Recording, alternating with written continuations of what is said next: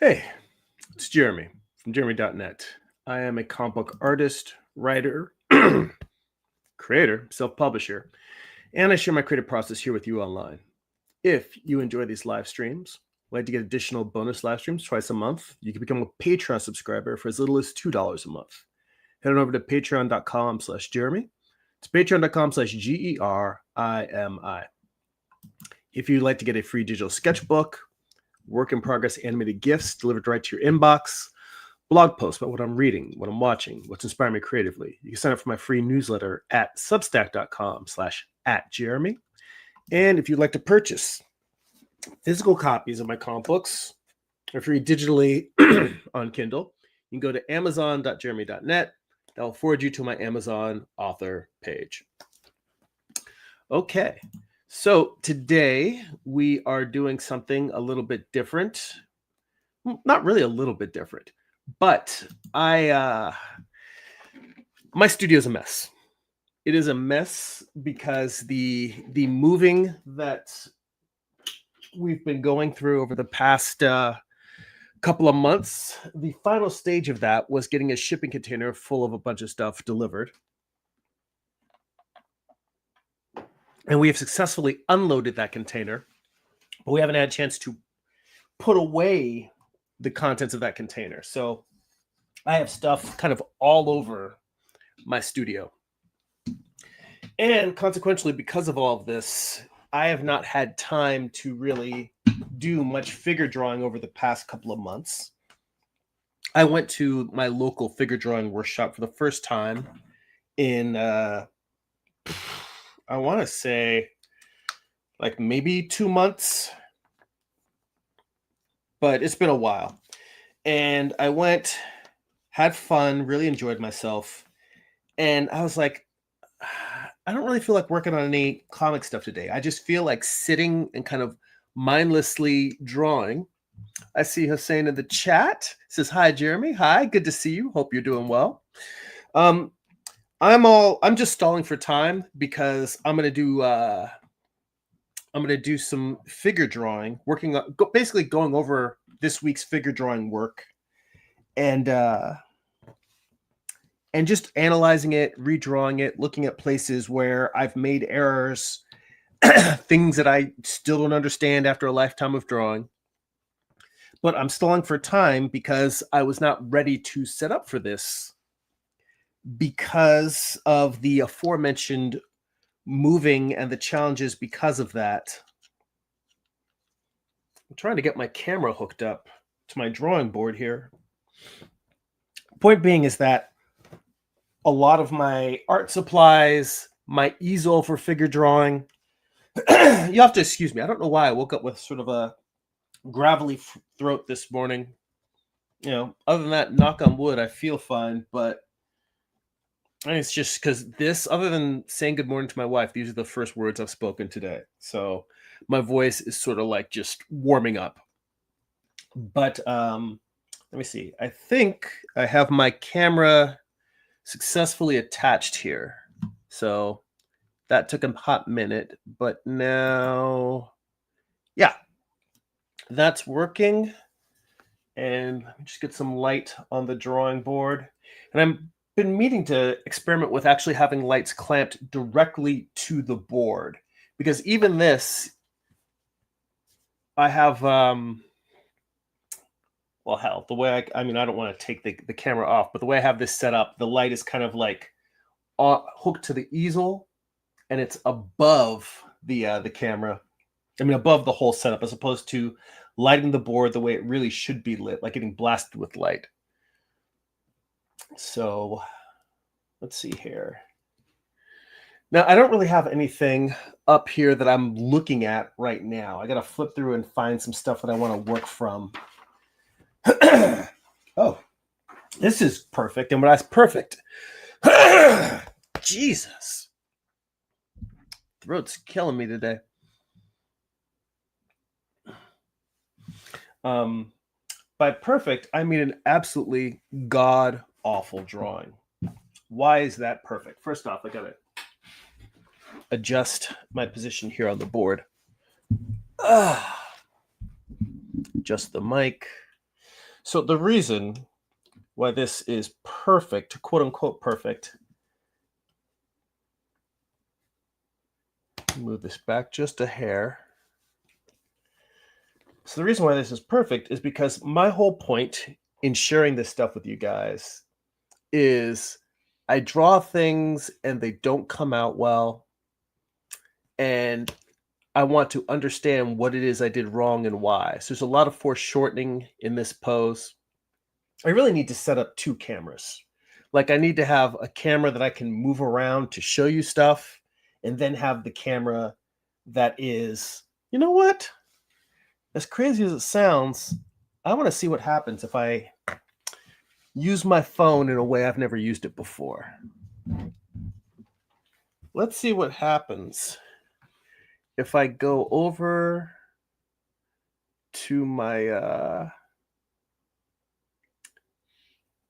my camera,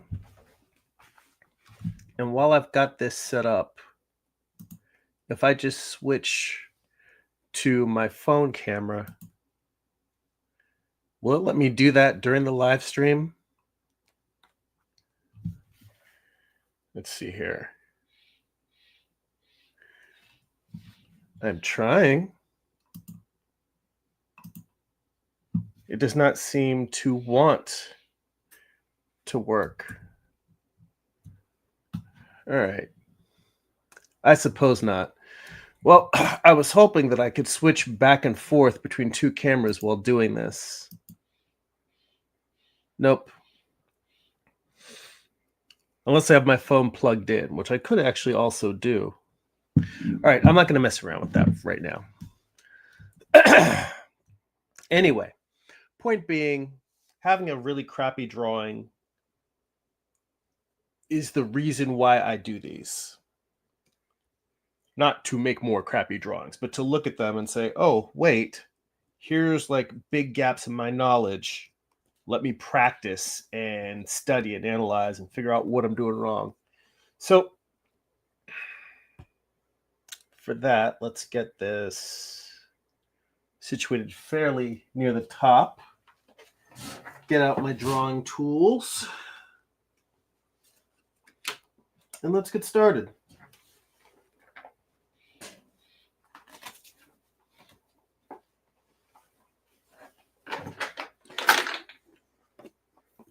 I hear my pencils rattling around my pencil box, and I hope that I am not breaking them as I'm moving around like this, because there is nothing I hate more than a broken charcoal pencil.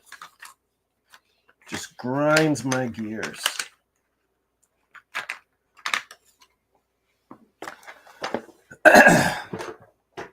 And recently, during my most recent workshop, or my most recent figure drawing class, I realized, let me see here.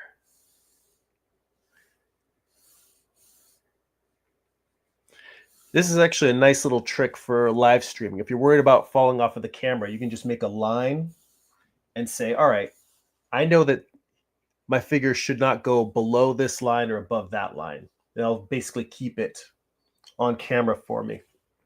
It's very, very handy because I'm always wondering, or not wondering, but it's very easy to just get caught up in the process and go out of frame.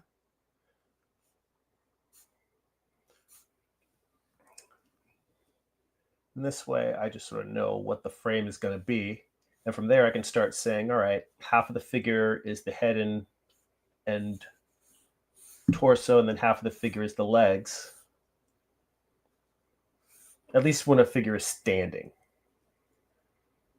When a figure bends, that completely changes the relationship of all the parts and the proportion, depending on how far those parts are bent towards or away from you.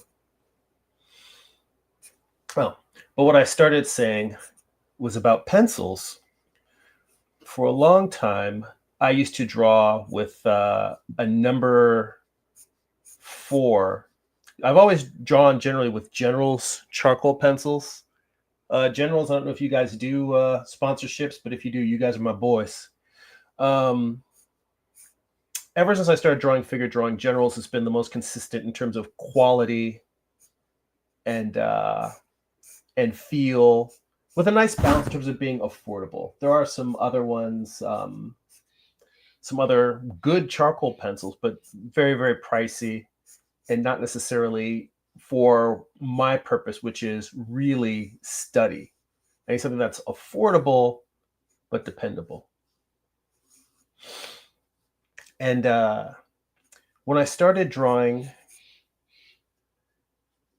going to figure drawing classes, I started using 6B.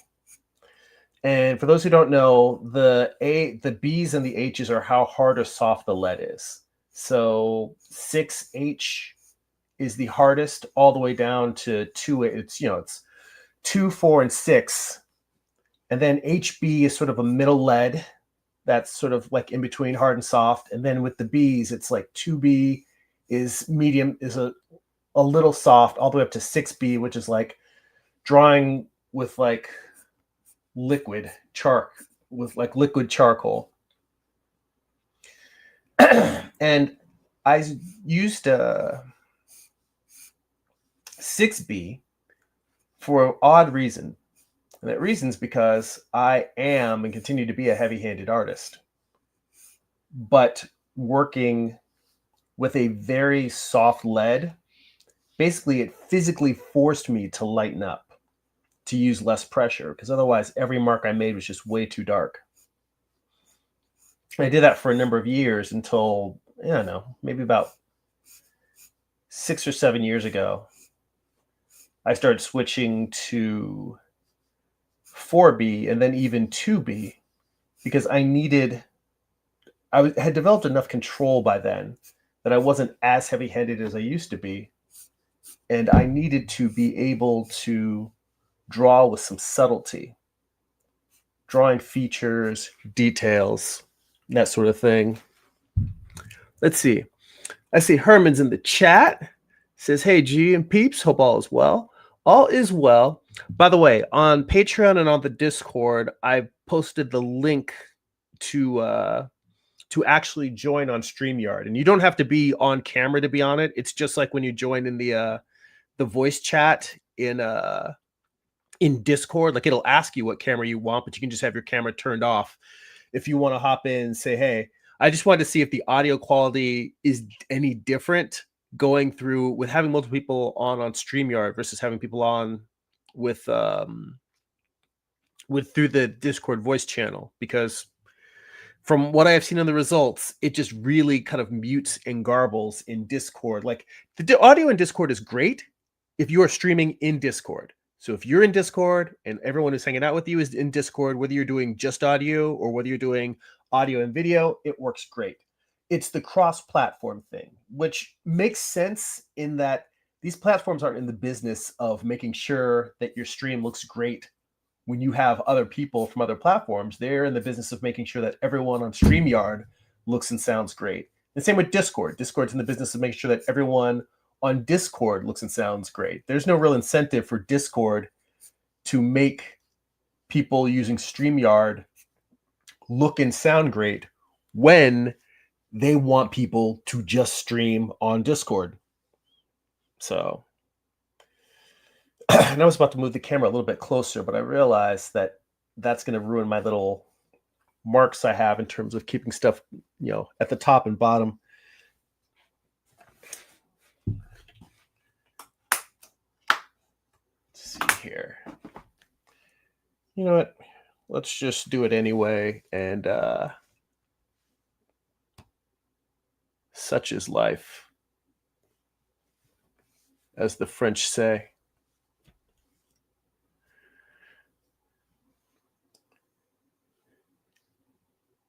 And if anyone that's a Patreon subscriber does try to log on and you're having trouble, hit me up in the comments here, because I think that it's supposed to just send me a notification when people join. But not having done this in a while, I am prepared for it to do something janky. And then I'm like, what? You were trying to get in? I had no idea. Let me see here. I also got to see if I can pull. I can't pull that any closer. I have to move my laptop farther that way, so I'm not craning my neck every time I gotta check in with you guys. That's a little bit better. Yeah, I'm still figuring out this new setup, and it's not that different from my previous setup, but it's just different enough that it's not buttery smooth. It's not the well practiced.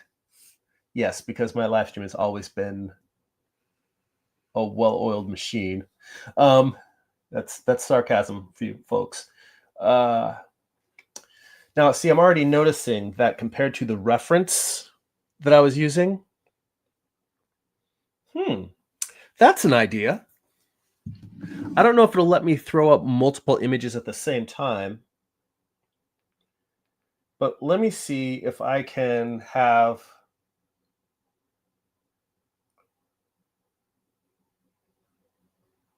the reference up here on camera while I'm working. Let's just try. Let's see what happens. I think that maybe because I'm just tired and I'm physically and mentally exhausted from all of the house stuff. I'm just like, hey, let's see what happens if we break the live stream today. Like I'm up for just trying random stuff and just see where things go. All right, I actually need to send this. Oh crap. Well, that's a pain in the ass.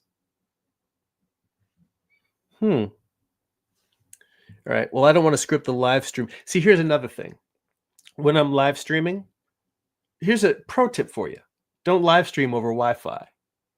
So I have my computer hooked up to a physical Ethernet cable, but it also means I have my Wi-Fi turned off so it doesn't accidentally switch over.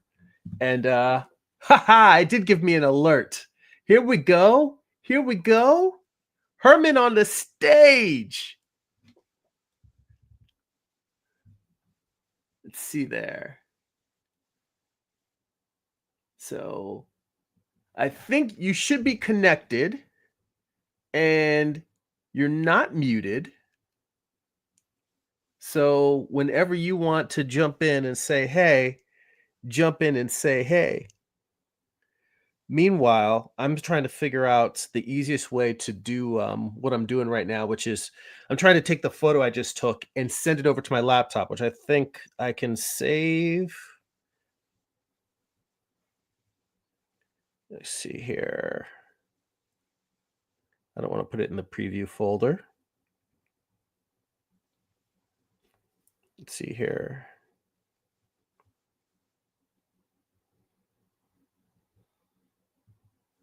Actually, maybe I do want to put it in the preview folder. No, we don't want to put that there. Can I create a new folder in here? I know this is like riveting live streaming. I got guests that are muted. I can't seem to get my my stuff saved in the proper folders. Let's see here. All right, I am going to save this in that folder. Basically just saving it to a folder that I have access to on the computer so I can go in here and grab it. Let's copy that.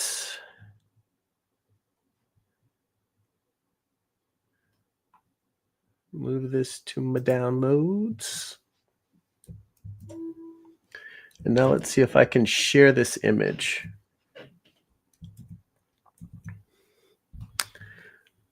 By the way, Herman. Oh, okay. Herman says, I can hear you.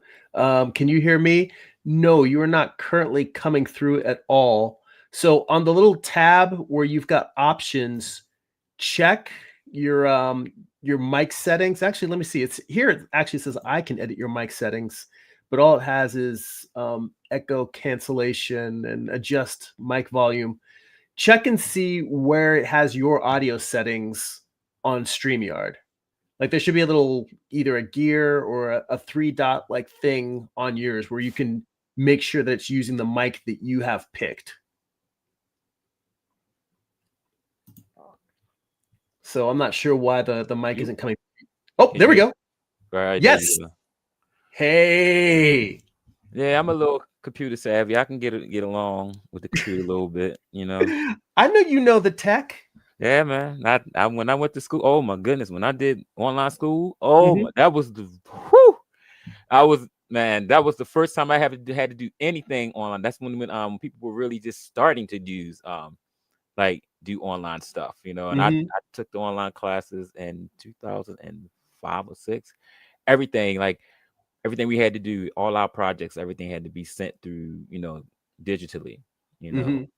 So yeah, believe me, I learned. You know, it's just been a minute since I, you know, used some of this stuff, but like but yeah, it looked like it's working out just fine. I got it. Good. You know what? And I honestly I think this is going to work out a lot better than the previous version because you sound clearer than you did when you were on when we were doing it through YouTube, through the Discord voice channel. Oh, okay, right. So this time I'm just patching directly into how I'm on.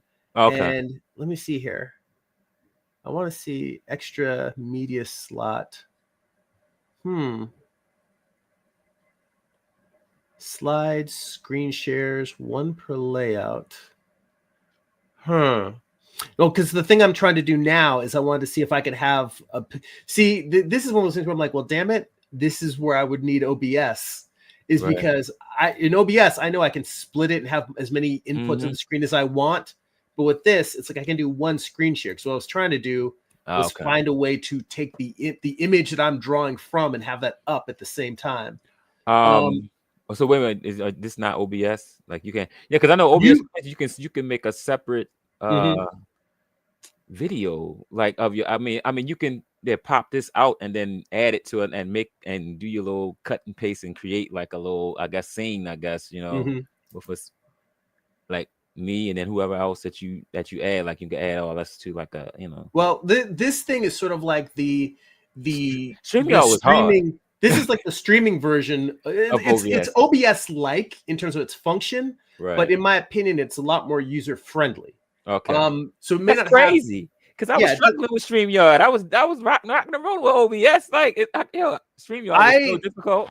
When I first started streaming, I was using OBS and it did not play well. Every setup was a pain in the ass for me.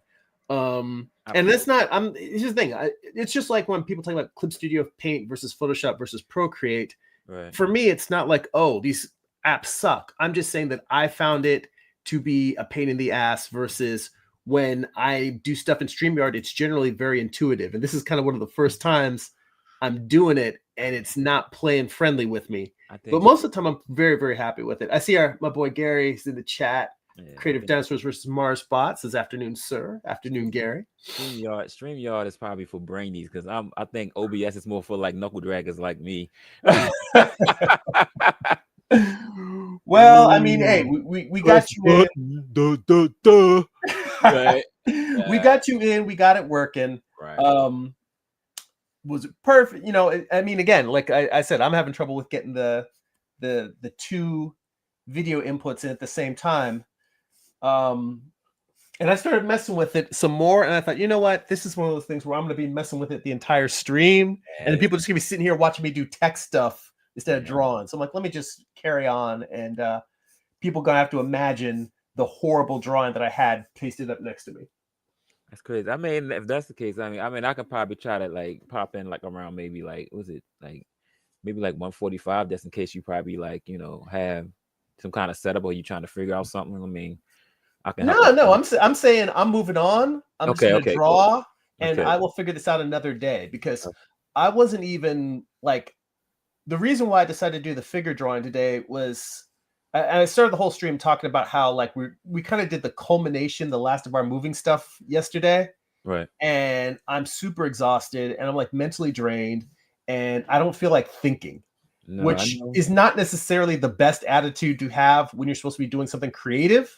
Right. But studying the figure, even if I'm just going over my work and trying to fix mistakes, is so mentally soothing. It's one of those things where it's like sketching in a sketchbook in that it doesn't mentally tax me, it relaxes me. Right. So I said, let's just do that instead of doing any comic stuff. And so I just, pulled, even though my equipment is all over the place, I had to I started a little bit late because I was like, well, wait, where's this cord? Where's my camera? Right. Where am I going to put my easel? My easel doesn't fit into my studio the way it used to. Like everything's all over the place. I'm like, this is gonna be like a rough 2 weeks for me, but like right now, I mean, I wasn't expecting to have to work tomorrow, but like my manager put in the last minute plea, like, no, please, like, could you work Monday and Tuesday, whatever, and then hit me with the could you work Monday or Tuesday, work Monday and Tuesday, or like please pick one of them. You know what I'm saying? I'm like, oh, here we go. So he set me up, got me jammed. I'm like, because this week I was going to trying to finalize and start, getting all like my computer stuff together and my files and all that stuff, and start trying to finish building, or like my basically from doing like my wire setup and all that stuff. So then it could just be like, all I need to do is just need to like get the software and then just install it, and then figure out and make do partitions and all that stuff. I was gonna have like a partition day and like go through partition party. Right. It sucks, but I'm like, I was gonna try to figure out, get all that stuff done in one day, and then try to work on my mother's computer. I was gonna do the partition on my laptop, partition on my desktop, and also do partition on my mom's. Like, just it was gonna be like a partition at least 2 to 3 days, I'm thinking. But now this just throws a monkey in a little bit, in the wrench, but like it's all good. Well, I mean, nah, it's extra hours, it's extra pay. Yeah, I mean, that's the only thing I said. I was like, okay, it could be a fairly easy day, but at the same time, I like my 3 days, man. You know what I'm saying? I like to have because I could use that time to grind and get all like wash clothes, like stuff that I need to get done. I know I need to get done as soon as possible. I can do that and get it out, knock it out, and then I can spend like the rest of Monday, probably just probably trying to relax, whatever, just trying to wind down from working. But like now, I would like I go to work, tonight, and then tomorrow morning it's like I'm gonna be up like probably like most. I can't, because I'm like, I gotta come home and I gotta do like knockout stuff that normally I would knock out on a chill day, but like no, I gotta knock that out because I gotta I'm gonna have like a somewhat busy week, so it is what it is. I mean, money, thank God for the money, but still money is not everything, but in my case. I saw a couple of comments come in from the chat. It says Zimby's in the chat. He said, I just randomly found you in my recommendation streams that I found Morningstar. It looks so cool. Thanks, man. I really appreciate that. And I'm glad you stopped in. It's I basically, I do comic book stuff most of the time, but I also spend a lot of time doing figure drawing, just going to figure drawing classes just to keep leveling up. I always keep studying. I'm like a lifelong student. And there's a lot about figure drawing I still need to learn, even after drawing like 3 graphic novels. But anyway, I'm just going over some stuff from my most recent figure drawing class and just analyzing some drawings that didn't come out well, which answers, Chris is in the chat and he said, what are we learning today? Well, I took, there was a figure drawing that I like. The very first one I saw when I opened my drawing board was a big note for myself to redraw the pose I'm working on now, because it was, well, here, let me just turn this so you can see the drawing over. Well, see, that's the problem with this. And this is why I need multiple cameras besides just my viewer camera. Yeah. But anyway, it really just, it's got a lot of foreshortening on it. And it was one of those where the pose is great, the drawing is terrible, and even the first pass that I took at fixing it just feels weird and wonky. So for anyone, this is the thing. We all, and you, Herman, you definitely know this. Like, we all spend our lives saying, why does this drawing suck? Why does that suck? Why are things not working? And I realized You know what? I'm gonna retell a story that I've told on the stream, but I haven't told in a long time because it's an old ass story. Mhm. But there was a time when I was in a figure drawing class, a life drawing class, and the model took a pose where there was a lot of foreshortening on one particular knee, and I drew it, and the pose I butchered it, looked real bad. And I was like, well, you know what, you win some, you lose some, and I just went on to the next pose. Later in the night, if for anyone who's been to figure drawing classes, the models will sometimes take poses where it's not a duplicate, it's not the exact same pose they're doing again, but a particular body part might be in the same position. So it's sort of like that part is like and I looked at it as, oh, this is a second chance to get it right. And I drew it again, and it looked just as awful. And the light bulb went off in my head. I'm all, oh, I don't understand the structure of the knee. And this is a class where, as the instructor I've mentioned a lot of times, Carl Ganas, he teaches us anatomy. It's not like it's just here's gesture and volume. It's like he teaches us all these parts of the body. He recommends books on anatomy for us to look at, and he'll go over the major muscle groups. So it's not like I didn't know, like I've seen on paper how it's put together, Right. but in the ability to actually replicate it, I was like, no, it's just it was just garbage. And that's what the difference between looking at the thing and understanding the thing. Right. And that's when I realized, oh, if I don't take the time to really understand what I'm looking at, I will never be able to draw it well. And that's when I really shifted my whole worldview in terms of how to study, in Mhm. terms of just like I'll draw the same thing. Like I could literally fill, and that maybe end up what this whole live stream is. It's just me filling this sheet with me redrawing this one drawing multiple times, trying to simplify different parts, trying to understand on a volume set level. Um, if this was something where we weren't doing it live, I would actually probably go and get an anatomy book for some parts of it, and like for the art book study group, that's the kind of thing where I'll break out the anatomy book because people are. I'm not that worried about people getting bored with me. I'll just sit there and like, all right, this is what we're studying, and I'll go break out anatomy books or whatever art book I need to understand what it is that I don't know. Okay. But that whole idea of just it doesn't just magically get better. We have to go out and get the information if we don't have it.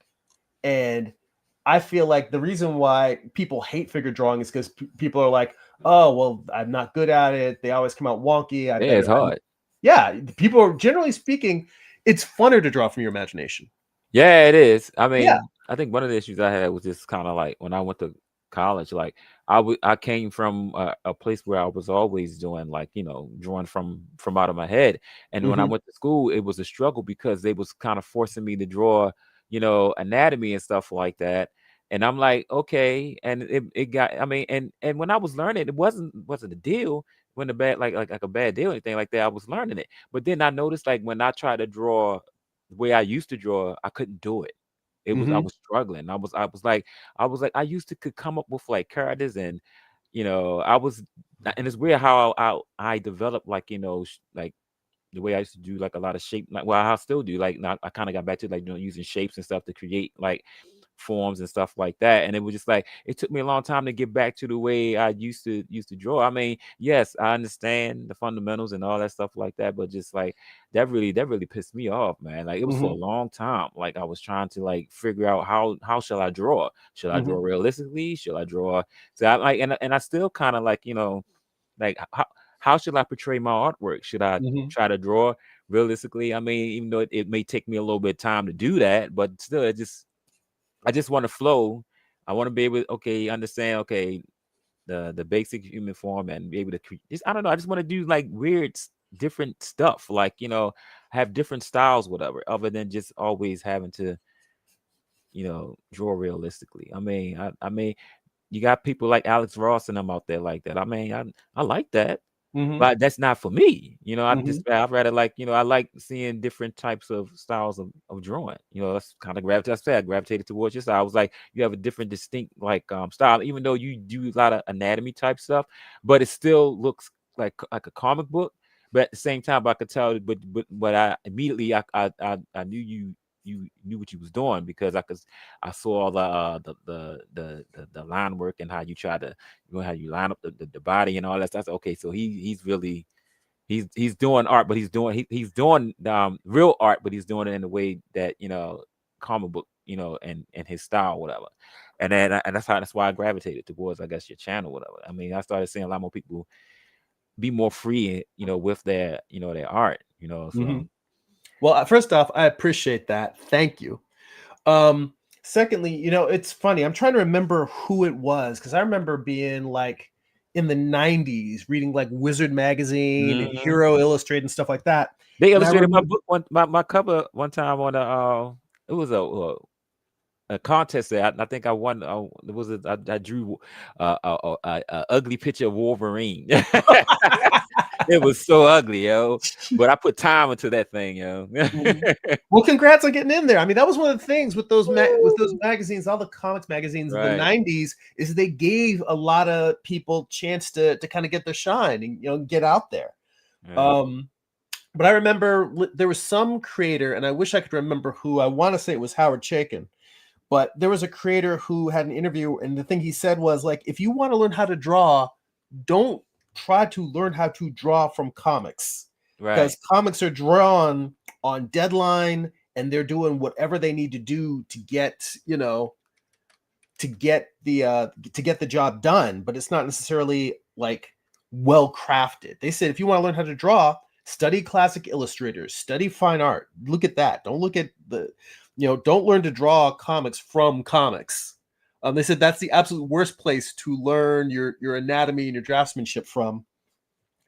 And what's kind of crazy is I didn't realize this until I read like a Howard Chaykin, like the art book of Howard Chaykin later on, and listened to interviews with them.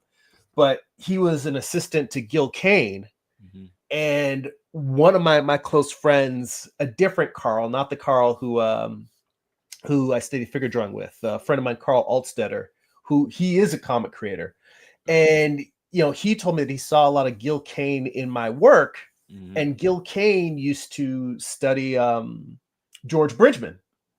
Like he would do warm-ups, and that's something that some professionals will definitely show their warm-up studies and say, every day before they hit the board. Some artists just get in and start doing their comics. Mhm. But I guess Gil Kane would every day before he started the comics, he would get in and be like, I need to do some warm-up studies. And he studied from Gil Kane. I mean, he studied from Bridgman, or he would study from some fashion magazines, but he would do studies to warm up because he was like, look, I need, apparently as great an artist as he was like, I need the runway to get my skills going so I can do what I need to put on the comic page.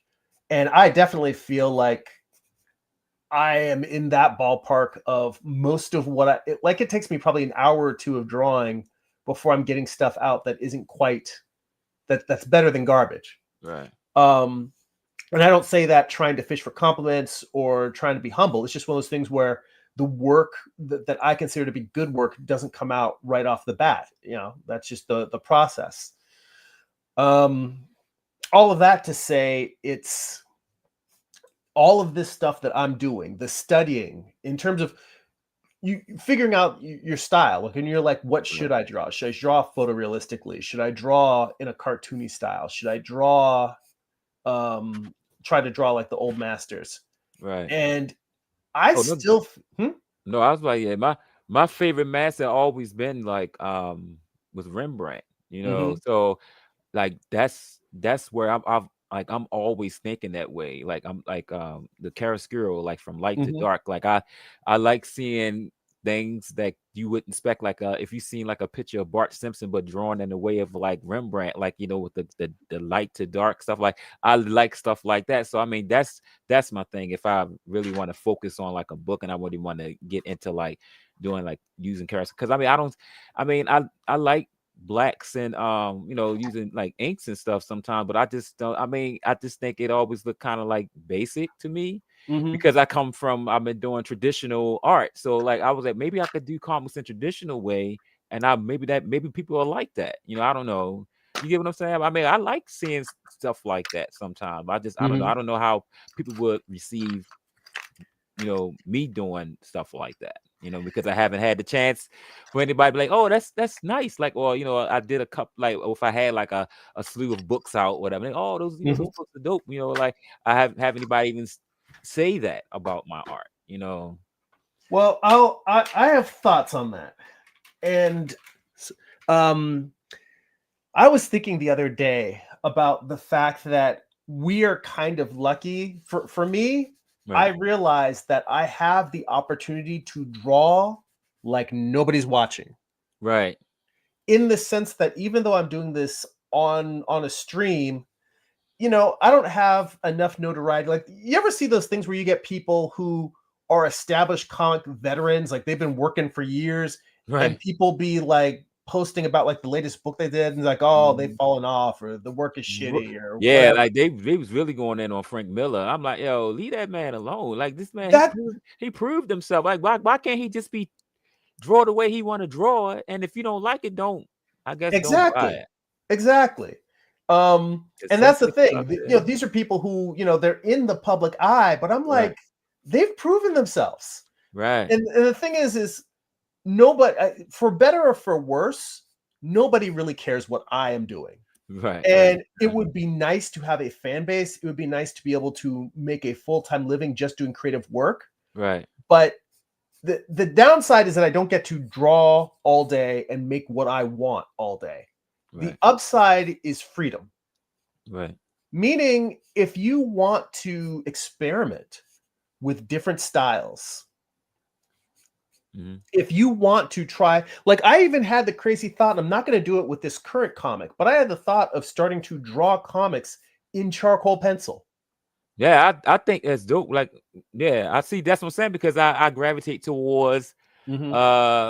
traditional art. That's why I really love Rebel because I feel like I Hmm. can probably do some stuff that mimics like traditional. Maybe I could do a hybrid, like Hmm. like a like charcoal type feel with a little bit of like Hmm. black inks and stuff like that. I mean, I don't know. I just want to do something different other than the same because I'm seeing the same old like people just using Hmm. let me use some black inks or whatever. And I mean, it's dope, but I don't. I just think I have a lot more range Hmm. as far as like if I want to like depict things and I just want to do something different. And that was the one of the pushbacks I used to have with like my teachers at school all the time. It felt like they were always trying to keep me in the box or keep me doing, but then when somebody else come in there, they like, oh, that's wonderful. Oh, I'm like, yo, this is crazy. I'm like, I just Hmm. had a conversation with you about like, can I try something different? And you let this person go. I'm like, it's like being held back, you Hmm. know? So I don't know.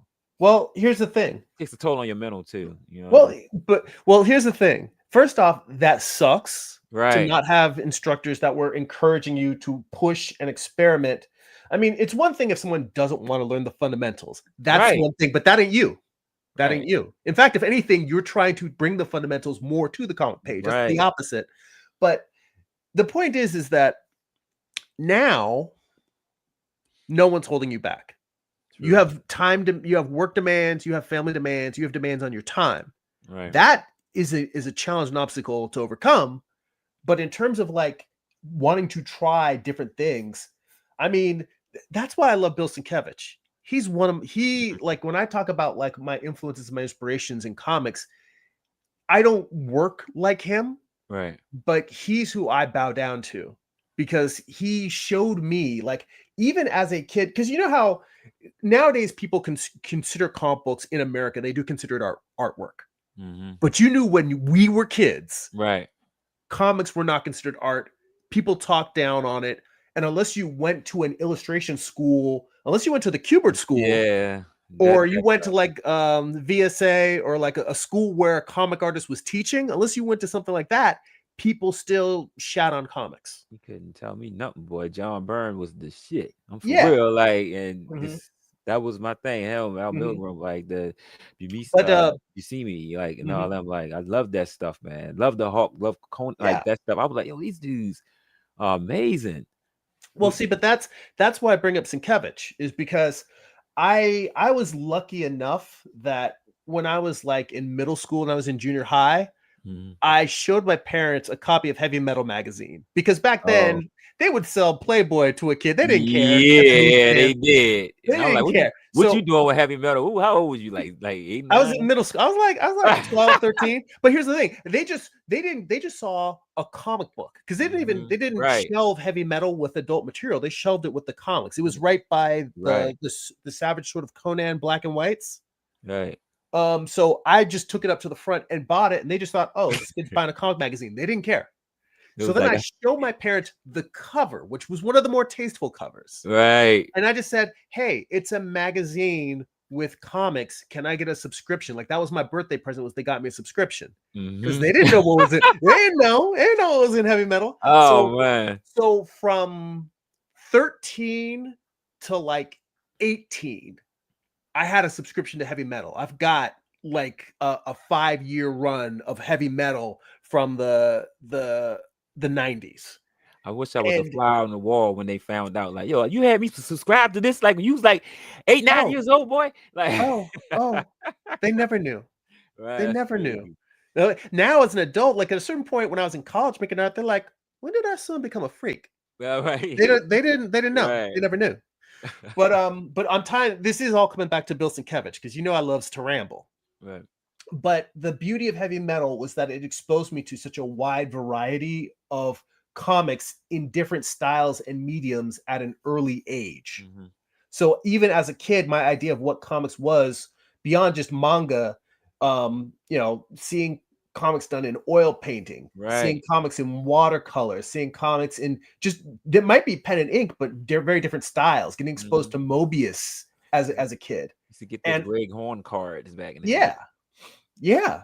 And then what happened was I was going through I was sort of I don't want to say spiraling because it wasn't a negative thing, Right. but I was so like, well, what style do I work in? I see all these Right, painted comics and I love this and I love right, that. Like I am not a guy who says, "Oh, well, I just like black and white comics," or I right. only read like the image style with all the hatching and rendering. I love comics with a capital C. It don't matter whether it's Jack Kirby or Right. whether it's Keiichiro Otomo. I love it all. Oh yeah, And man. I love that and too. so I couldn't settle on what style I wanted to work in. And then one day I saw Electra Assassin. Electra said, oh right. I know. I was like, And and the fact that you could see somebody that he was doing when he multiple media right, and multiple styles, and he could right, have something that was cartoony next to something that was photorealistic next to a photocopy, and it right. wasn't even in the same issue, all pasted down on the same page, having all of these mediums. Right. It's like that was my head explosion moment as a That's comic fan. maybe that'd be something like yeah, because I'm like, yeah, just do like I mean, because I think I have to be like I gotta like kind of like touch it in a sense. Mhm, Like, all right, maybe I don't know, maybe I could do some again, like I said, probably do a mixture of like traditional and like digital mix. Like I could do like a collage of like maybe I could come up with a thumbnail or mhm, something, and then like how I wanted to look, and if it has to like to get to the point where me like tearing paper like to create or like paste paper on top of each other and draw on top of whatever to create like a different style. And then I can just like piece it together in Photoshop or something like that. mhm. And then just word it. Like I think that it just I just wanted to give you like a different feel when you're looking at the book. Like you like, oh, this is like look at me like oh, this is crazy. Like, yo, this is a lot of it may feel like it's unnecessary, but at the same time, I wanted to be clear and coherent and enough where you can enjoy the artwork, you know. So I mean, just Mhm. different stuff, not just Did you are you at all up on Ashley Wood? who's that? Well, he I'm trying to think the biggest thing that he probably is known for in comics is the Metal Gear Solid comics. Oh wow, no, I've never seen those. But he did the Metal Gear Solid comics on his own. He did a thing called Pop Bot. which was pretty popular. He's Okay. done. Oh, wait, actually, no, that's not true. The biggest thing he's known for is all of his Spawn covers, because that's where he sort of got it. Well, I shouldn't say what he is or isn't known for, because I kind of Right. follow his. He does fine art stuff, kind of like Okay. James Dean, but he also does vinyl toys. He does a lot of things, so it's probably unfair for me to say what he's known for, because I know him from a lot of different things. But That's good. but he did a lot of the those 90s Spawn He covers that just look. like painted like robots and stuff like that. Yeah, I'm sexy looking at his stuff right robots. now. I'm sitting here looking at it I'm on a Mhm, the monitor, like looking at like some of mhm, his artwork now. Like and it's weird. I just watched I watched some artists who referred to him mhm, um doing a rebel thing, and I was like, yo, I was like, see, I say I could do stuff like this. Like I want to try stuff like, and this is what I'm talking about. Stuff like mhm, this. Like I like he's trying different media, but and I could and the only thing that really needs to be clean is the word, and you could put like word bubbles and stuff. I mean, I love how the word bubbles don't look anything like the actual artwork. It's like mhm. graphically you can see, okay, I can read it and I can follow the even though if the artwork is looking like it's everywhere, but his artwork is amazing, man. Yeah, definitely. Well, and the reason why he popped up in my head was because you were talking about the mixed media, because Right. he is somebody who he's on record for saying he will do a pencil sketch. Hmm. He will scan that pencil sketch in. He Right. will manipulate it in Photoshop digitally, Right. print out the manipulation, Work on top. take oil paint or acrylics, Right. and paint on top of that. Let that dry, scan it Get it in, back in. Right. bring it back in See, Photoshop, then take another set of sketches, scan those sketches, put that on top, and like he will go back and forth in and out of the computer and until it's he just has crazy. a final piece that he's happy with. What's the name? When I was in school, Jose Villarubia, like I used to go back and forth with him all the time, like just Mhm, and about that. And then I think eventually I remember he did like a little we did like a little session in class where he was showing us how we could use, and at this time this was like not Photoshop out at the time. And Photoshop was out. It's just that it was like but he was showing how he would scan in his work, and I remember he was one of the ones that was actually doing it back in 2002 and was this three. back when he was coloring Hellshock with Yo, Jaylee? he was coloring a lot of stuff. So yeah, I'm sure it was because he said he was doing like, I mean, does the stuff look like it was like watercolor work or whatever? And then he'll like this was like scanning the top, and then he would like do like digital inks or something, or it was like a mixture of everything. But I mean, it looked good.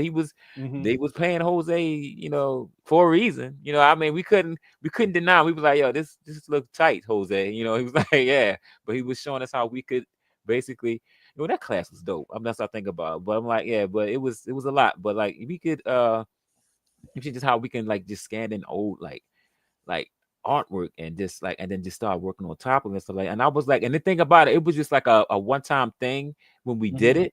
And I was like, and it was nice.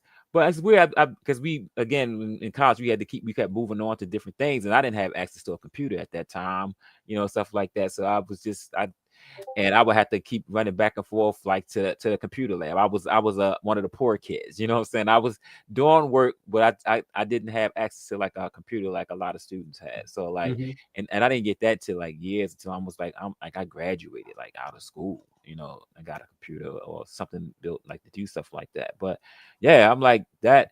We was doing it then, and I was just like he just said do something simple, like because uh I did like a ink drawing, whatever, and then he was just kind of like, if you want to, add like colors and stuff like that on it, you can. And then once we had that, then we could put it in, Photoshop like we were doing. And then basically he was like, then all you gotta do is like if you think it's done, but you can put it in Photoshop and you can work. We was like using like the smudge tool and all the different Dodge type and of tool. burn. Yeah, creating like creating art on top of the art that we already had. Like it was crazy. And then the thing about what was so good about being digital, like you can save the original copy how you scanned it, and then you can how it was at first, and then you can manipulate the one that next, and you can, like you said, print that one out and then work on top of that with some paints and whatever and more ink, whatever. it was, yeah, this is, I think it's just a better way. I think it's a better way for me to work, because I'm Mhm. like, don't get me wrong, I like meticulous, like Mobius type style, Mhm. like, or Frazetta, like black inks and stuff. But Mhm. to me, I think I gravitate towards these people because their art looks more like it's like, it feels, I don't know, tangible. It feels like you can touch it. You know what I'm saying? Mhm. The way it look. Like it seemed like you could run your fingers across, you could feel the bumps and feel all like the lines and stuff. Like I like seeing artwork that look like that. I mean, some people do some stuff. I mean, it's cool, like, when it's nice and it looks nice and clean, but I don't necessarily like nice and clean looking artwork unless, it got to be really good. I mean, it has to Mhm. really like stand out. Like, it really, like, your positive and negatives have to be like on point for it to Mhm. be like clean artwork like this for me. Yeah. Like, for it to work, for it to stand out, for you to understand. Like, that's why I think I gravitated towards, what's the name? Also, vector art. Vector art, you can kind Mhm. of get that graphic effect, kind of like, style like that. As far as like positive, to me, like far as like positive, negative, art, blacks and whites. So, but yeah, I mean, yeah, it's actually what he's dope. And Jose did teach me a lot, when I was there. I mean, I've only seen his work as a colorist. I've never seen Right, his art on his own. right. He is And a I colorist. mean, did he ever share any of his personal work? No, you know what? It's crazy. Not really. Not really. We never really saw that, but he was always letting us see his color work. I Mhm. mean, we had, it's weird. It's like when my illustration class, we had like a slew of like like a team of like teachers, like that was part of the Mhm. illustration department. And then some days when we're like, for instance, I would go in to see like my, I forgot her name, but our art teacher, like for illustration, whatever. And then sometimes Jose would be down there. Jose Mhm. would be up, like he'd be there, and then there'd be like other artists, uh other teachers, that artists, like, they're like, because we were like the senior class, so like they would just coming in just to show things that they're working on, or things that we could work on, or how we could do this. They were like always giving us critiques on everything that we did. So Mhm. but no, as far as like it's not, I can't really remember seeing, like, I'm trying to pull up some stuff online and see if I can see like any Mhm. Jose Larubia. But I mean, I gravitated towards him a little bit, and like but I think one of my favorite teachers was Susan Waters. She does like a lot. I like illusionism Mhm. artwork. Like, yeah, she's amazing. So I think, as what I got, by the time I became a senior, I really started getting to like really like, again, I said it was like Rembrandt, and and it's definitely Susan Waters. It was like that Mhm. was it for me. Susan Waters, and like, the stuff that Jose was showing us, but like I was okay, where I can do something a little different. But at the same time, I was still kind of confused. And when Was it came, Susan Waters a teacher there as well? yeah, Susan Water Ellers, like she did Okay. nothing, like I'm gonna have to look her up yeah, because I don't pull her know her up. work. I keep her bookmarked them. I just go back and reference this. She does like a lot of weird and just like, I don't know, like just kind of made up stuff, whatever. Mhm.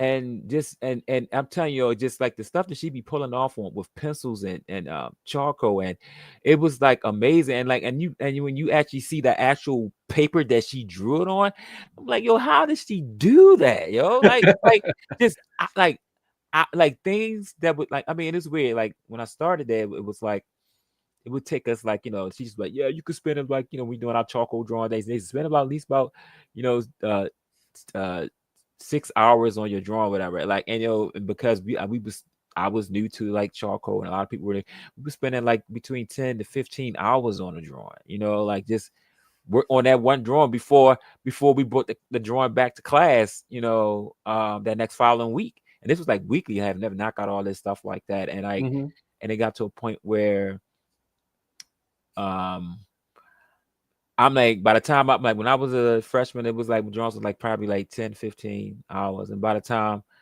I was a senior, I was knocking out full charcoal drawings, because I knew to understand, I knew how the techniques and stuff like that. I was probably knocking out drawings in less than 3 hours. You Mhm. know, I was like, from 15 hours to 3 hours. I said, they were, so obviously they were teaching me something. I picked up and understood, and then the techniques and how I can go about shortcuts and stuff like that. and just trying to transfer that over to like digital was kind of rough. But now I got this software, Rebel. You Hmm. can, it's Rebel is nice. I mean, I think yeah, I keep telling you, you should get it. I'll look into. Well, it's for Like me. $80. I honestly, I feel like I mean, you the got tools. It's like that whole thing of like, what brush you using, what ink you using. right, It, in the end, it's all that really matters is how you're using the tool. right, If you know how to draw and you know how to paint, then whether you do it all in Photoshop, right, Rebel, Clip Studio, Procreate, like I tell people, use what you like, right, right, because what I like may be different. I don't care. If you have an understanding of the fundamentals and you have an imagination, you can make good shit. right, That's how I look at it. But I mean, I I feel like it's just I look forward to you having the time, right. Me too. because you obviously you have the hunger for it. Yeah, I love it. But just I it's but I at the moment I think I finally, like I said, I finally got to the point where I'm at right now where I'm feeling that I love it again, Hmm. or starting to like it a lot more. Because like I said, I had to it was like I was just kind of like gravitating towards like I said, I found your channel. I was just finding different artists and people. I was just like looking at old like Feng Jun Hmm. videos and stuff like that. Just I like seeing other people. What's the other guy? His name is Trent. Whatever he does, like Trent Kawenga, yeah, yeah, yeah. he's That dude is because he started amazing, doing yo. more. He moved into video games, but he's been doing comics based on Yeah, his own games now. I remember him back in the '90s, but I was just like, I Yeah. just kind of forgot about him, and then yo just popped up on you. This dude, that Hmm. dude's amazing, yo. Like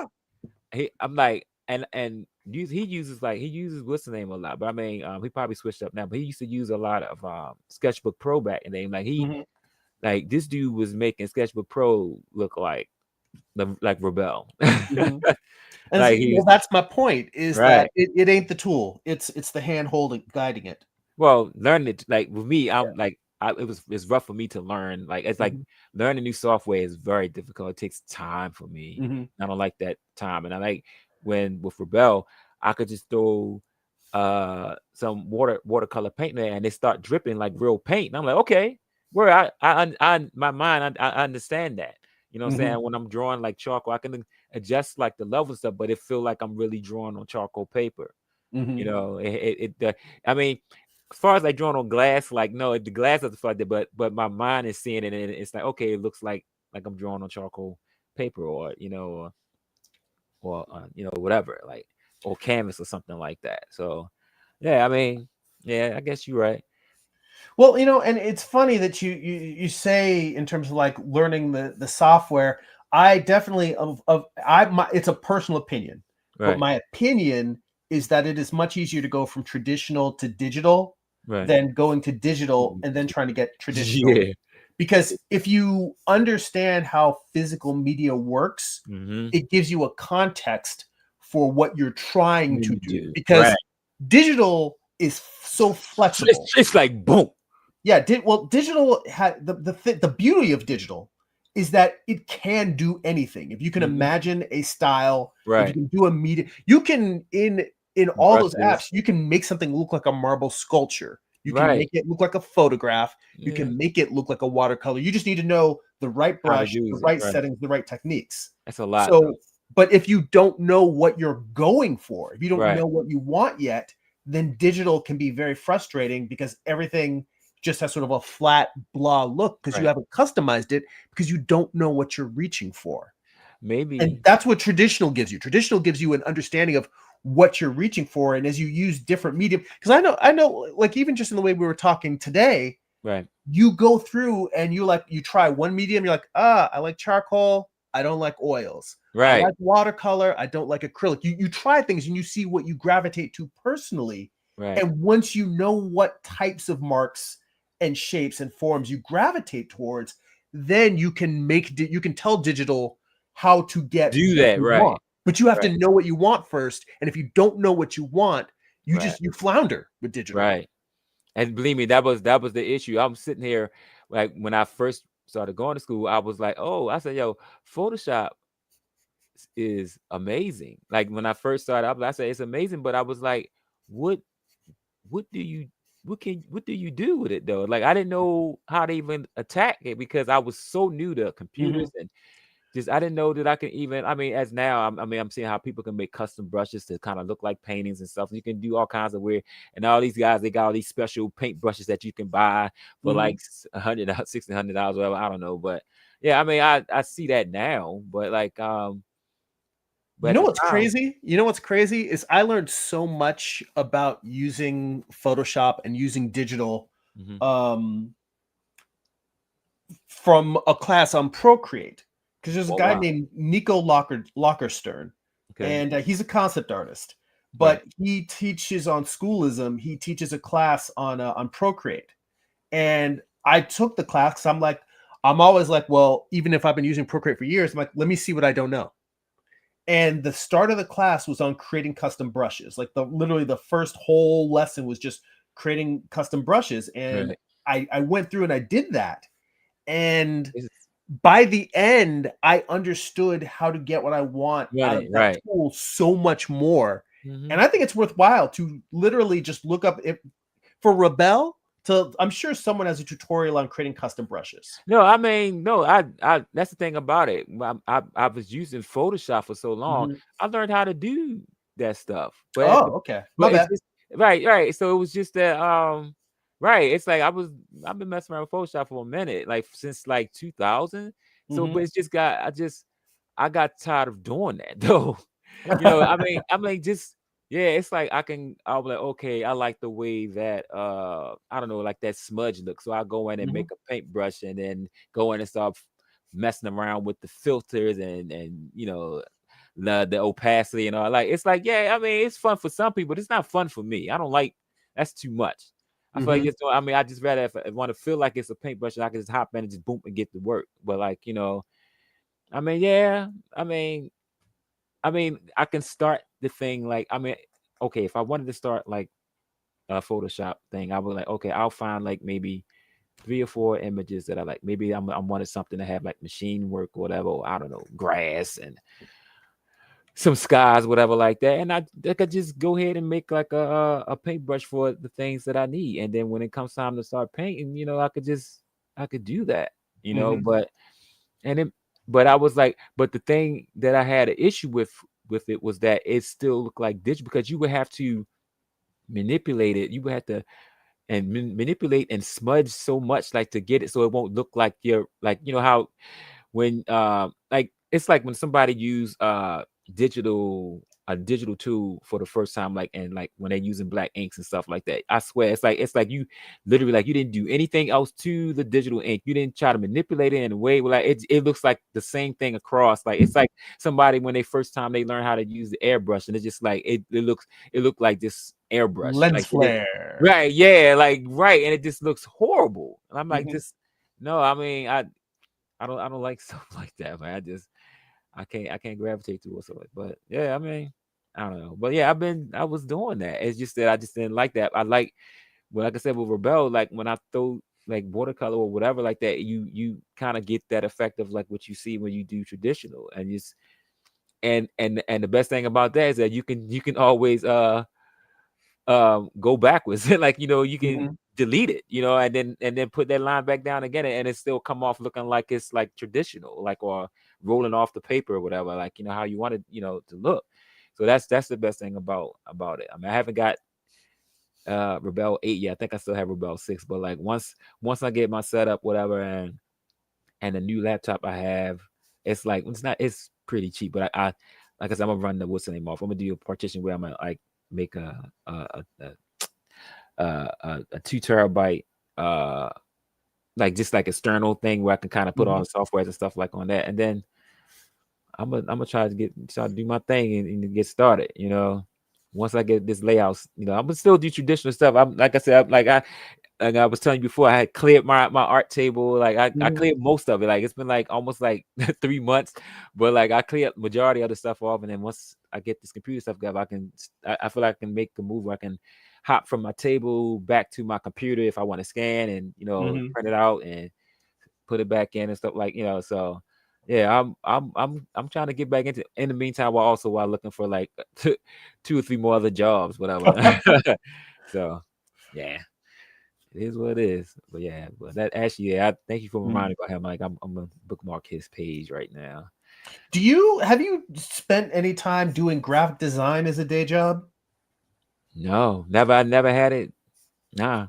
Because I mean, here's the thing: a lot of people, some comics folk, not all, but Right. some comics folk will shit on graphic design as a day Right. job. Not because it's not a good day job, but Right. because it's it is it's low hanging fruit in that you can take the skills that you know in terms of composition and visual Right. storytelling, and you can make a good living to the point where you're like, oh, well, I don't need to do comics. I can just go do this and make my Mhm. living and get Right. paid. And you end up, the point is that it can be a trap. It can be golden handcuffs. You get Right. something where you're making a good living, and all of a sudden you're like, well, you know what?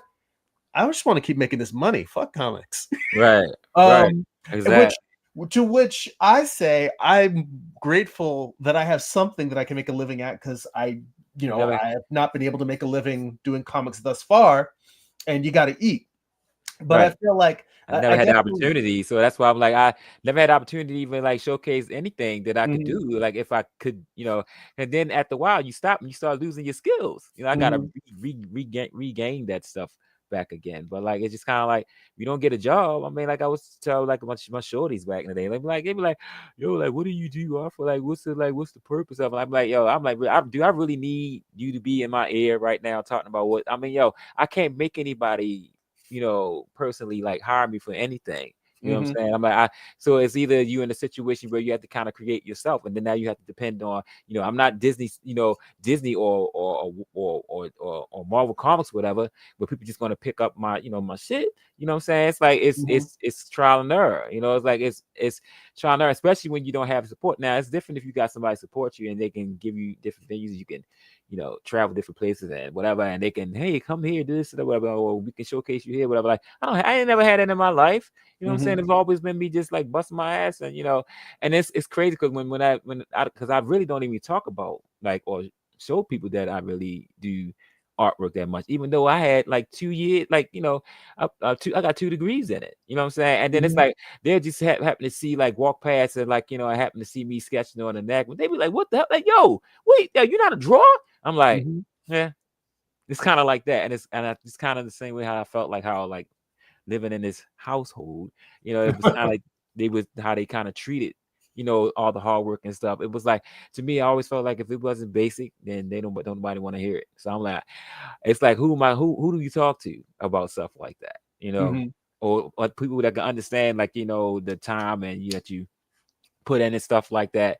Like for all like I mean, I put in some years, man, and it just like never had the opportunity because I'm dealing with regular other regular basic stuff that you go through in life, dealing with that stuff. Just it's not. I mean, it is what it is. Like some people get opportunity, some people don't. You mhm, know, so it's whack, but it is what it is. Like I said, people I went to school with who I'm like they were nice, but I know some of them wanted at the time wasn't as nice as I was. But it's just that they had the opportunity to work for like a studio or something like that, and like big huge games or something like that, and then they learn and then they have mentors there and they're developing their art techniques and stuff like that, and then over the years you see them and they get better because they had other people that was like in the business for industry. Like, so I didn't ever get that, never got that type of like help, you mhm. know, because I'm sure like if I mean, I think my art is okay now, but I mean, I'm sure it probably been way better if I was working for some of these big, huge video game companies and developing art, with other people, like picking up different skill sets and stuff like that. I mean, it's only so much you can pick, like, looking in at stuff online.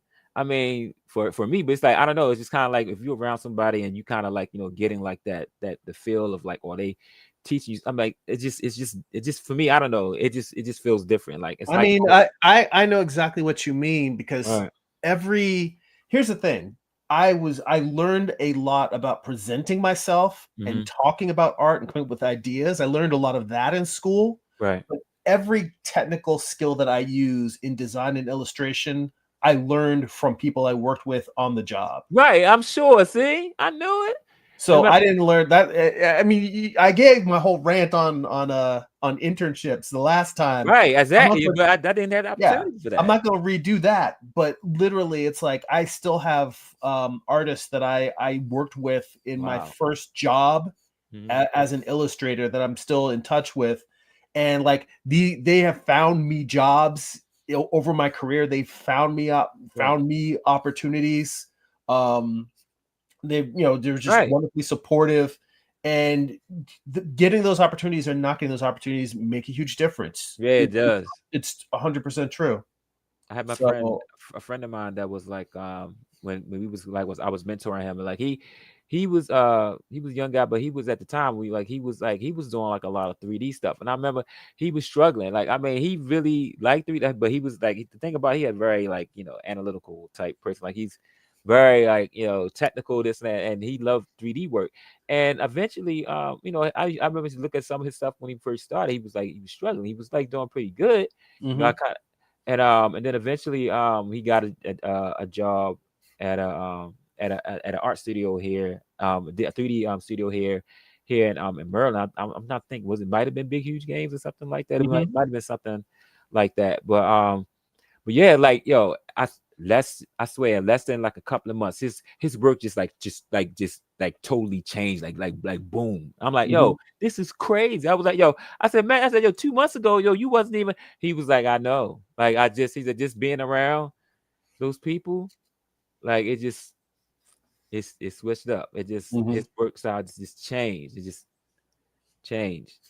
I'm like, yeah, because you was in the business. You was around other people that was like, that may have a little this and that. And like, hey, Dave, you're doing too much of this right here. Like, is a feature here? You can use this feature. Like, somebody that can send over you and help you with stuff like that. And then like, I said, yo, I was like, yo, your work has like drastically changed like in the past like 3 months. Like, it was looking amazing. But then he don't even do it. But I mean, also he was the first to go when they was cutting. well, that's always first hire, last last hire, first hire. Boom. He was the That's first to business. go. But yeah, but he was good. He got good. He got good for the time that he was there. You know. Well, I mean, in this day and age, I feel like because there was a window from basically like from 2000 to like 2010 2015. There was like a 15-year window Right. where if you were trying to get on, even if you didn't necessarily have all the skills, it was a lot easier to get in. And then I feel like around 2015 things really shifted where there were just so many talented people, Right. and whether they were experienced veterans who were talented or whether it was just kids coming out of school that were like, oh my God, because they grew up with digital. They didn't have to learn digital. Right. They just came out amazing. Like, now I feel like it's a lot harder to get in. Because But everybody's doing it. yeah. But I think that, plus the fact that I'm trying to remember who it was. It was, what it was it was the Ink Pulp podcast with Sean Crystal. And they were talking, I can't remember who the guest was, but they were talking about how concept art became an industry. Concept art wasn't an industry. People did concept art in the early 90s. They did concept art for films, but it wasn't concept art in quotes as a career, like concept art as a major. That didn't exist then.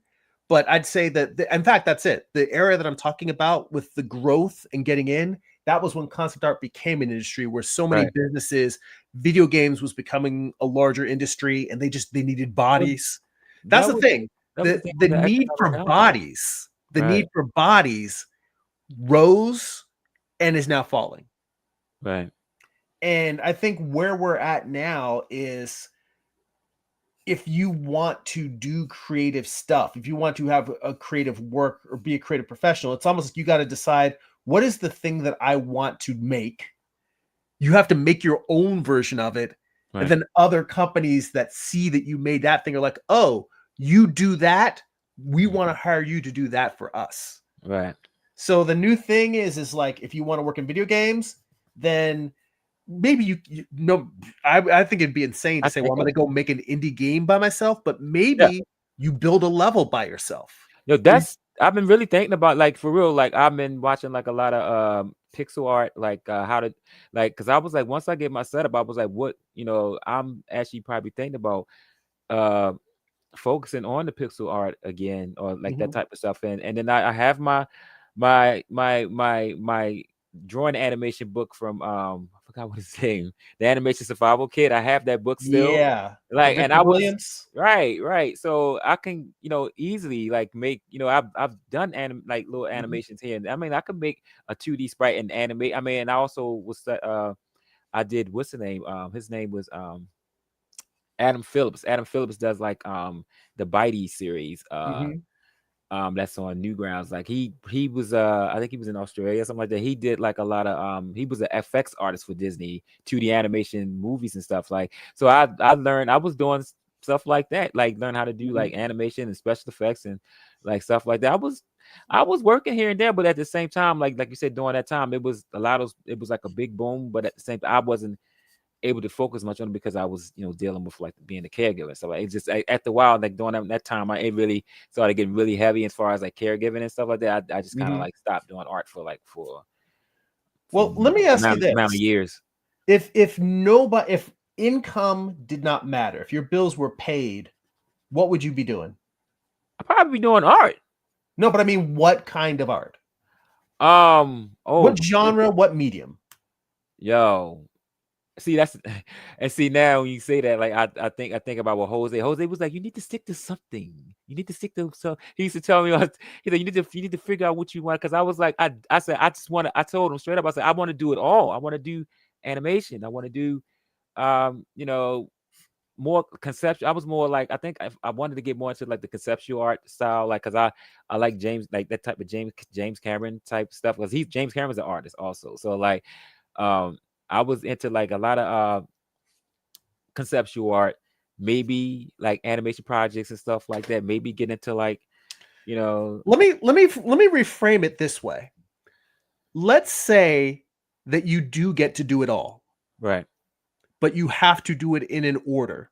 right, Meaning that if you want to do, maybe you have to do conceptual art for 5 years before you get to do a comic book, and then you have to do okay. comics for 5 years before you get to make a video game. Then you have to do video games for 5 years before you get to make an animated film. Like, That would let's be say that you fine. have the option, but if you don't pick one and do it for a certain period of time, you don't get to Right. do any. Then how Yeah. would you structure it? Oh my goodness. Um, I don't know. I probably, maybe I do the conceptual art design stuff first. I think I would do that. Because I think I like creating like weird stuff and just creatures and stuff like that, or I like stuff like that. Things with textures and like you could like you could feel it, the way that the Mhm, creatures look like they. If I'm drawing a monster, like if I'm probably doing a digital, I want to look like his lips look shiny. I want to look like, oh yeah, oh, he looks mhm. real nasty, like it really, like he's really greasy or whatever. I like creating like the realism in a sense like that. Um, but maybe there, maybe that, and then like maybe um comic books, Mhm, because I think I've always, or like some form of like maybe storyboarding, maybe, mhm, because that's like a form like, sequential art in a sense somewhat, but in a story, like more like, but more like in a storyboard like style, and then mhm, eventually like probably animation, like because my favorite video game of all time is like, I like stuff, but my favorite video game of all time was always, when I was a kid, was Dragon Slayer. And all the Dragon Slayer series and stuff like that. Like when Don Bluth, like mhm, I like seeing like animation, like, and like the way he did animation. His animation always, because he came from Disney, but for mhm. some reason to me, like his animation or art style was more graphic than Disney stuff. Even though, because Disney stuff looked, I mean, even though it was graphic to a certain degree, but I just felt like his stuff was more Disney gritty. was rounder, Right, Bluth his was stuff was more more gritty. angular. Right. And that's why I gravitated towards Mhm, Don Bluth later on. Like the secret in them. Oh man, I love the way that mhm. looks. I By love the it. way, do you have a library card? I used to many years ago. They said when The it's reason been why years. the reason why I ask is because the audiobook of Don Bluth's autobiography. Oh wow. It's not just written by him, but he actually reads the audiobook. I probably could find it online. Maybe I could probably find it on Well, the reason YouTube. why I say is because I listen to it for free from my library. I use Oh wow. there's an app called Libby, which is Okay. just like it's an app that allows you to access your local library's audio and ebook Oh collection wow. through the app. All you Yo, need is a valid library card. yo, who categorized all that? Yo, that's insane. Well, I mean, It's you have a Amazon little to thank amazing, for yo. that in the sense that Amazon made ebooks such a huge business, Right. but libraries are like, look, we need now that these things are all digital, Right. they have it where like their municipalities, the same way that they will buy a print copy of a book from a publisher, and every few Right. years it wears out and they buy one, they would have contracts to license books so that Right. the publishers get paid per every however many thousands of downloads, Right. and then they just make that available in the same way that they would purchase books for their local city. They're put the point is your tax dollars are just sitting there. They're buying the Right. books, they're buying the ebooks, and they're buying the audiobooks. So if you want to listen to it, just go down to your local library, renew your library card, get a new one, and then get that Libby app. And then you can listen to Don Bluth tell you his whole life story. And I say that because it is one of the best audiobooks I've ever Ever listened to. heard. And Wow. his Yeah, story is great. I mean, and he takes you through the highs and the lows. And I'm he's sure. for as great a director as he is, he'll tell you like there's places where I messed up. There's places where I wasn't a good leader. There's places where I wasn't a good artist.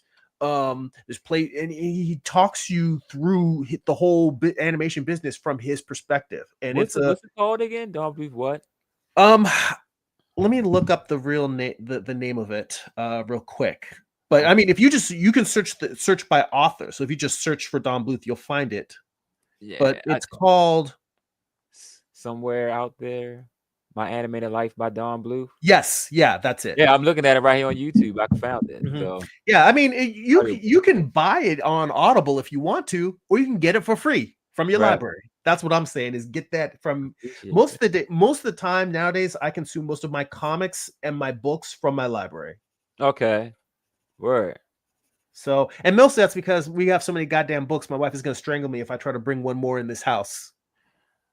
That's cool. Like one day I think what I'm gonna do, I'm gonna sit my ass down and just like when I'm sitting at the computer and just throw them on and just listen to it. Dude, if I wasn't talking to you right now, I would be usually I have audiobooks on while I'm working, and I try to make them either sometimes it's stories, but a lot of times it'll be like books by artists or about the Right. creative business, like the autobiography, not autobiography, but there's a really good biography on Jim Henson. hmm And then there's a business Oh, they got one with Jim Henson? yeah, yeah.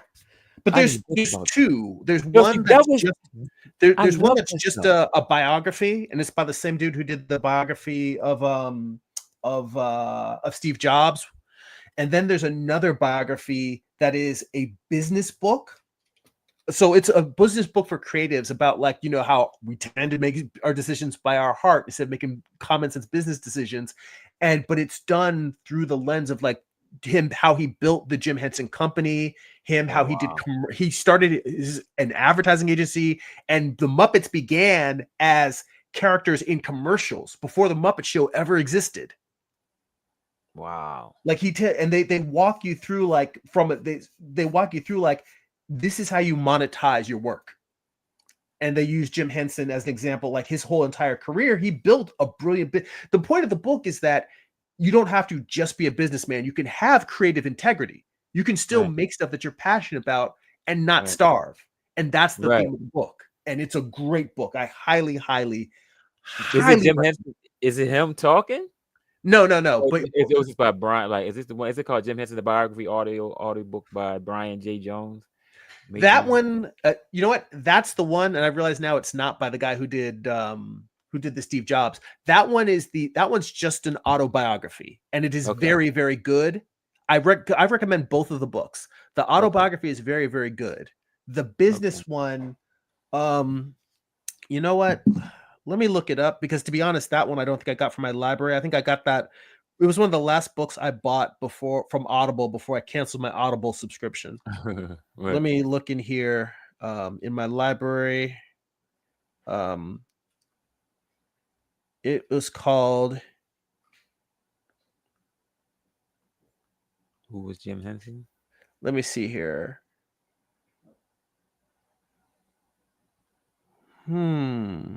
Is this it? Oh, it's called Make Art, Make Money. Lessons from Jim Henson on Fueling Your Creative Career. Oh wow.